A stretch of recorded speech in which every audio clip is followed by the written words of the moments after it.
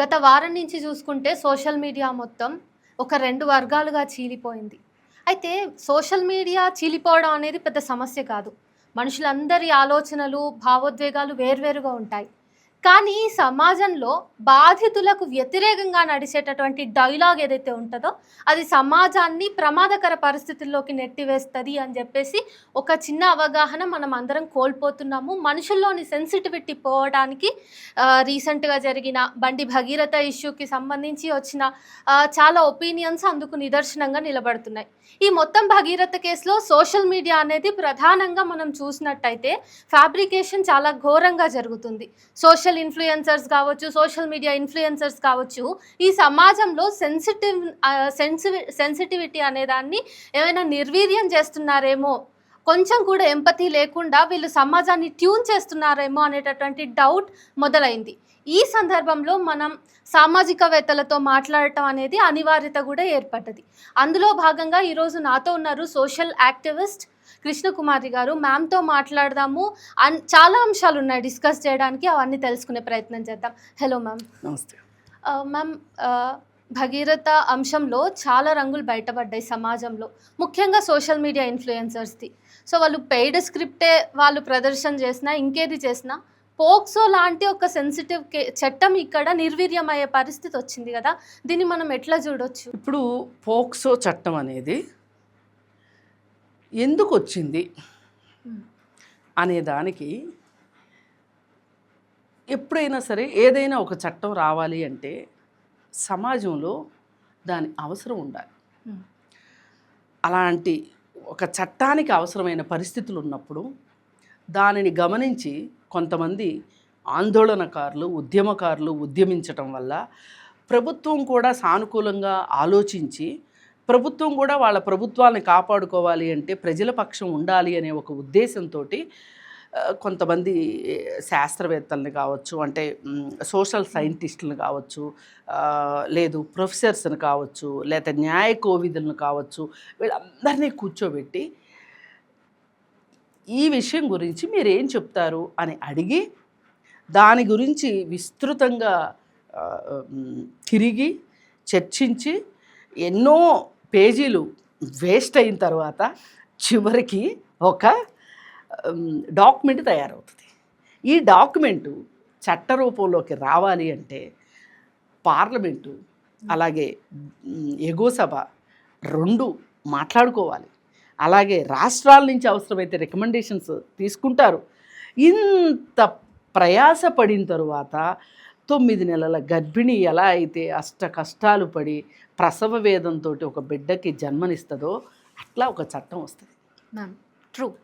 ఈ చట్టం అనేది వీళ్ళందరూ మాట్లాడుకునేటట్లు ఏదో సోషల్ మీడియా షాపింగ్ చేసినట్టు, లేకపోతే సరదాగా హుస్సేన్ సాగర్ చుట్టూ తిరిగి వచ్చినట్టు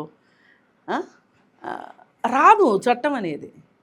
ఒక మరుగుజ్జు మనస్తత్వం ఉన్నవాళ్ళు, అలాగే ఒక రకమైన అసలు వీళ్ళని ఎలా పోల్చాలో కూడా అర్థం కాని పరిస్థితిలో ఇవాళ కొంతమంది మాట్లాడగలిగిన వాళ్ళు మాట్లాడుతున్నారు. మాట్లాడగలిగే అవకాశం లేకపోయినా అవకాశం తీసుకుని మరీ కొంతమంది మాట్లాడుతున్నారు. వీళ్ళు మాట్లాడటం వెనకమాల ఒక దురుద్దేశం ఉన్నది. దురుద్దేశం ప్రకారమే వీళ్ళు మాట్లాడుతున్నారు. వీళ్ళకి సదుద్దేశం ఏమాత్రం లేదు. బాధితులకు అండగా ఉందాము అనేది లేదు. ఆ సమాజానికి పట్ల పట్టింపు లేదు. మనం ఈరోజు మాట్లాడే మాట వల్ల ఒక వ్యక్తిలో ఒక అనైతిక చర్య చేయొచ్చు అనే ఒక ఉద్దేశానికి మనము నీళ్లు పోస్తున్నామేమో అనే ఆలోచన లేదు వీళ్ళకి.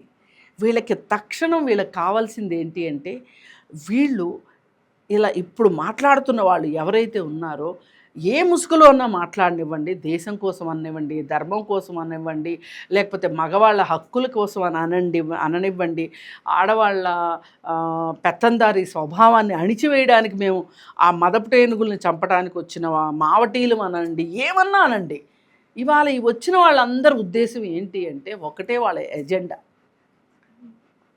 ఏ ఇష్యూ రాకపోతుందా, ఆ ఇష్యూకి సంబంధించి మనకి పైసలు రాలేకపోతాయా, పోయేదే ఉంది, 4 మాటలే కదా.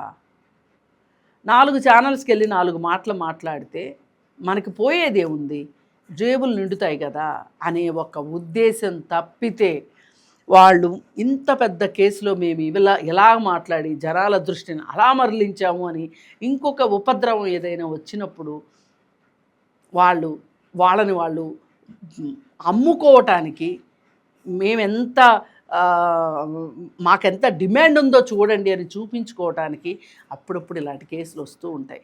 ఈ కేసులు వచ్చినప్పుడల్లా వాళ్ళ బుద్ధులు బయటపడుతూ ఉంటాయి.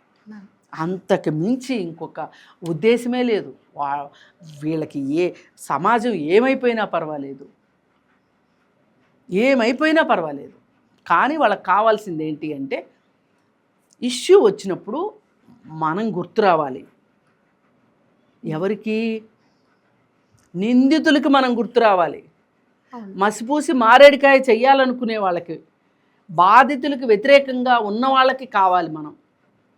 కాబట్టి మనల్ని మనం ఎప్పటికప్పుడు మెరుగుపరుచుకుంటూ సానబట్టుకుంటూ మనం మాట్లాడేది ఎంత దరిద్రమైన, ఎంత చట్ట వ్యతిరేకమైన, ఎంత సామాజికంగా వ్యతిరేకమైందైనా సరే మనం మాట్లాడేస్తాం.